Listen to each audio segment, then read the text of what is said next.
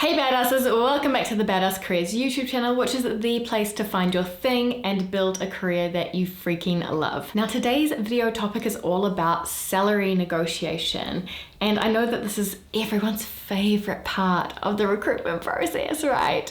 I mean, people hate to have this conversation. I don't know what it is. I mean, personal life, professional life, talking about money easily becomes awkward, right? And we want to avoid any awkwardness. We want you to go into the salary negotiation phase with confidence so that you can get paid what you're worth. There are too many people that avoid having this conversation, or they feel so grateful or lucky to even have been offered the job that they just don't want to broach the subject. And that is not the right way to do things, because you absolutely deserve to be paid well for the value that you're generating for your company. So in today's video, we're going to cover off some concrete tips so that the next time you're in the position of needing to negotiate your salary, you can do so with ease and get the number that you actually want. I'm also going to be providing a few scripts and examples of things that you can say along the way, so stay tuned to that, because I think it'll be really helpful for you to be able to formulate any language around what can be quite an awkward conversation. So if this video sounds like it's for you, let's get right into it.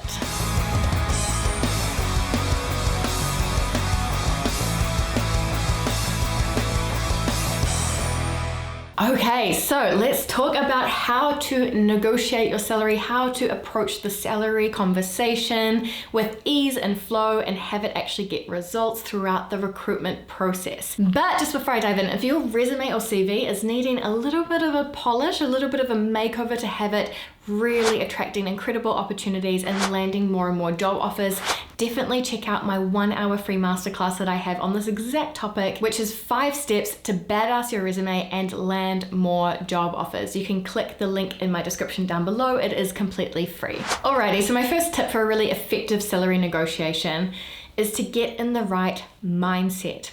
So usually when you're talking about salary negotiation, people feel one of two ways. The first way is greedy, gross, sleazy, like they're haggling and that kind of stuff, and you've got to let that go. You've got to stop thinking about it as haggling. The company in this moment have a need, and you have skills, experience, and expertise that can meet that need. You need to think about this as coming together to solve a problem.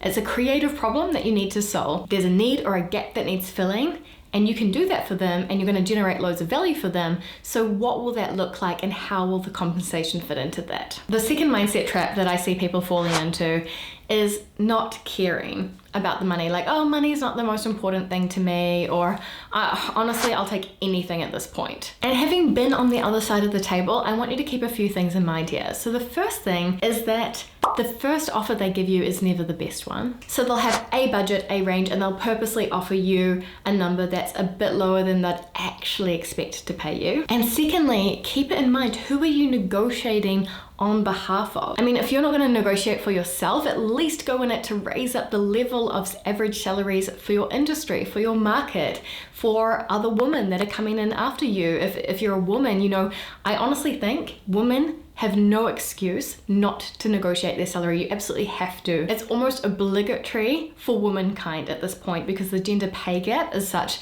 that if we're not negotiating and not making the ask, they're projecting that it's going to take over 180 years to close the gender pay gap if we don't do something about that. Or maybe think about your family or future generations, or think about the impact that this will have on your earning potential over your entire career, right? Our earning potential, what we're going to be earning at the end of our career, is actually a series of decisions that we've made along the way. So try to think big picture and convince yourself that you must absolutely negotiate no matter what. Either way, no matter what your starting mindset is, you need to be able to go into this process and this conversation with really positive intentions and look at it like creatively solving a problem together and coming up with a solution that really suits you both. And really having a positive intention like, this is going to be a great conversation, this is going to work, I'm absolutely sure that they'll be able to meet my needs and me for them, and just looking at it as a partnership and actually a really constructive conversation to have is really going to help as well. So that first tip is all about the mental game, the mindset. Now, tip number 2 to have a really effective salary negotiation conversation is to know your numbers. You have to determine what you want. So how do you do this? Of course, you've got to do your research. So some interesting sites to use can be LinkedIn, LinkedIn, there's actually a salary section there. Glassdoor is actually an excellent website when it comes to having the sort of behind the scenes of what it's like to actually work in a company. You can kind of think of it as like the TripAdvisor, but for companies. And there's also a salary section there where real employees have actually posted what their salaries are. Depending where you are around the world, there are other online databases like PayScale, Hays do a great salary report as well. So depending on what your local market looks like, there's usually some sort of market data out there, but don't stop there. It's really important as well to talk to real people who are in comparable roles. And I mean the role scope, size, location, that kind of thing. Don't think so much about their age or experience as much, it's less relevant. It's really about just people doing the kind of role and responsibilities and scope that you're about to take on. Now, I would aim to speak to about 3 men and 3 women to account for the gender pay gap. And rather than asking them directly, what they're making, you may be able to do that if you have a really close friend or something, but usually, we don't. So what I recommend is saying something along the lines like this. Hi, name. I'm reaching out as I'm interviewing for a role as an X next week. I know you've worked in this role before and was hoping to get your perspective on salary expectations. I'm thinking of asking for a salary between X and Y. How does that sound to you? This is a really great way to approach it because you're not directly asking them what they're earning, but they can give you an honest perspective on your range that you've just proposed to them. By the way, guys, this research is happening really early on in the game. When you start applying for roles like this, you need to start doing your research because you could get asked about your salary expectations on the very first call. So you need to be prepared. Another source that you can look at is talking to recruiters or headhunters as well, more generally within your industry, to get a gauge for what your profile experience might be worth. So once you've done your research, I want you to break it down into 3 key numbers. You're going to have your want number, so the actual target number that you actually want. You're going to have your wish number. This is your ideal number. This is like, it kind of feels about 5K more than what you actually think you can get. Like, it makes you a bit giddy. And you're going to have your walk number, which is your deal breaker. If they offer less than that, you're walking away. Now notice that not once in determining these numbers have I mentioned the cost of living in your city, your personal loans, the fact that you want to own an apartment by the beachside. None of your personal situation will ever come into this decision. In theory, the market rate of what these roles are worth takes into account your location.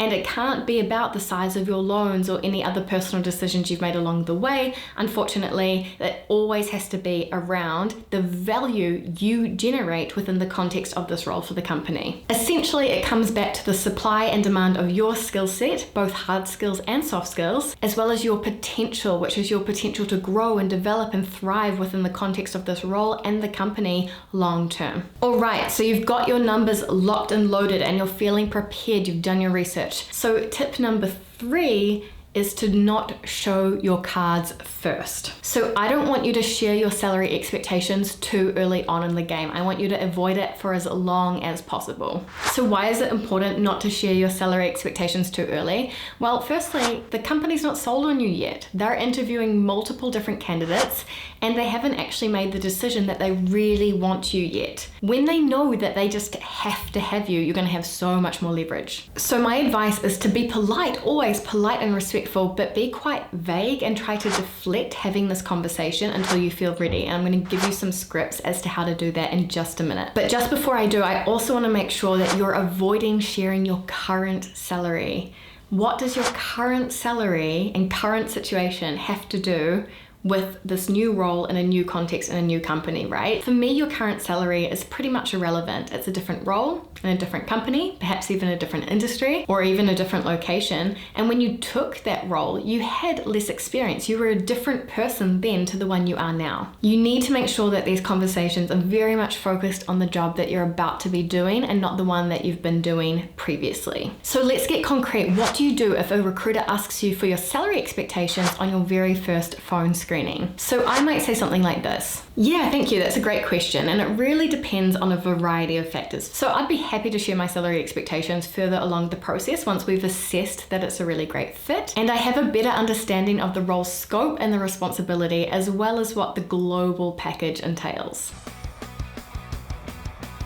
Now, if they push again, try to get them to share first. So you might say something like this: yeah, I understand your need to have a figure in mind for me, but as I haven't met the team and understood in detail their challenges and problems that they need solving yet, I'm not sure that I have the information at hand to be able to give you an accurate figure just yet. I mean, of course, I'm sure that if it's a great fit, we'll be able to come to an agreement on a package that's win-win. What was the ballpark salary budget that you determined for the role with the hiring manager? So see how I use the opportunity here to actually deflect and turn it back on them. What was the ballpark salary range that they've predetermined with the hiring manager?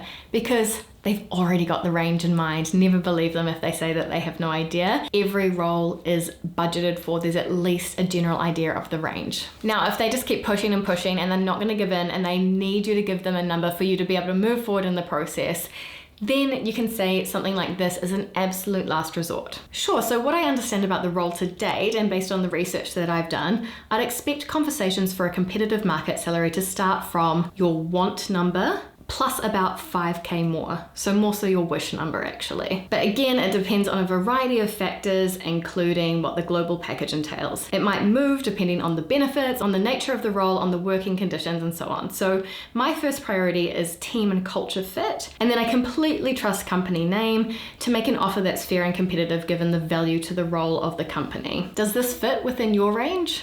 So again, flip it back to them and trying to get the range out of them after you've given them your want number plus about 5K. What's really important to keep in mind is that you haven't shot yourself in the foot here. You can always change your salary expectations as you go along because you've already primed them saying, hey, I don't actually have all of the information. So now towards the end of the process, you can always update that and say, now that I've got an understanding of the role and that I'll be managing X people and that the size of the project will be this and I'll be managing XYZ stakeholders, my number sits around, and give them a new number. But this is why we want to avoid locking yourself in too early with a specific number that you've provided, just because we don't want them to box you in. Now, if they ask you what you are currently earning, you can say something along these lines. Well, actually, my current role doesn't seem comparable to me, and therefore I'm not sure that that information would be helpful for this discussion. Could you share the salary range or banding that you've determined with the hiring manager, and I'll tell you if it's about what I had in mind. Now, let's talk about salary negotiation at the stage of getting an actual offer, and you're going to want to stick around for this one because I'm going to be laying out an entire negotiation email for you. But firstly, how do you know when you've gotten a good deal? Well, of course, if it meets your want figure or exceeds that, that would be a good sign.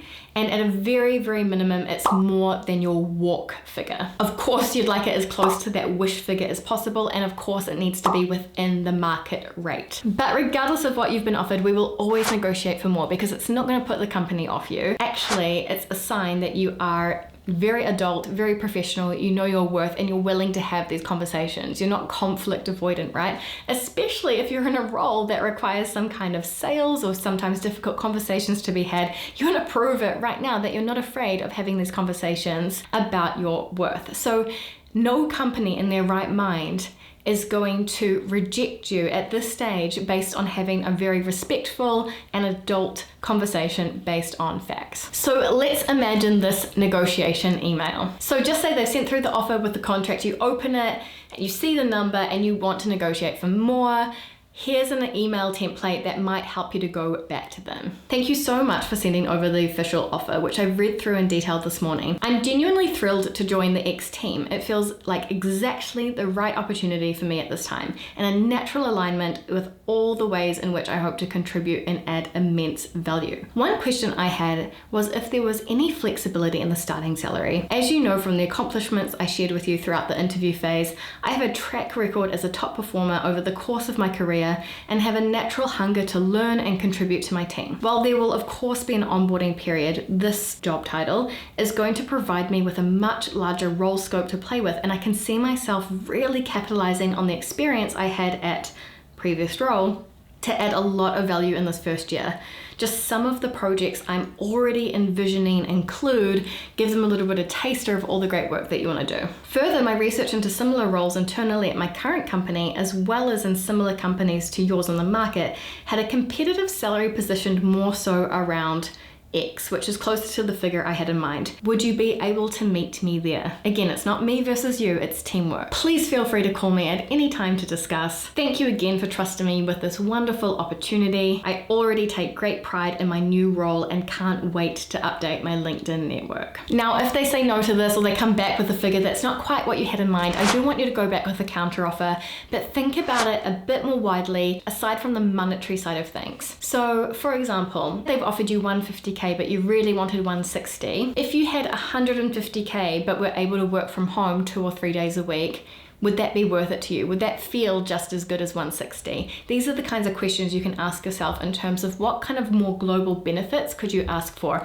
Could you negotiate working from home? Could you negotiate to have a dedicated training and development budget for your first year? Could you negotiate a one-off sign-on bonus as well? That's another way that you can do it. Could you negotiate, for example, a review of your salary within 3 months or 6 months on the basis of hitting agreed KPIs? So basically, if you get in and you perform to X, Y, and Z level and have it in the contract, you will be up for a review of your salary to bump you up to X in a 6-month period, something like that. There are so many ways that we can continue this conversation. Again, have the positive intention. It's all about creative problem solving together. They will respect you for having this conversation and doing it in the right way. So with all that said and done, go get that money and enjoy your brand new role with your brand spanking new salary and benefits package. So badass, if you're still here, thank you so much for sticking around to the end. I create content on finding your purpose, knowing your strengths and your values, navigating the job search process, interviews, salary negotiation, all this good stuff every single week. So if you're into career strategy, career development, definitely hit subscribe and join the tribe. And otherwise, I invite you to check out my 1-hour free masterclass all on writing a really badass resume. Again, the link is in the description box down below, and I will see you next time on the Badass Careers YouTube channel. Bye!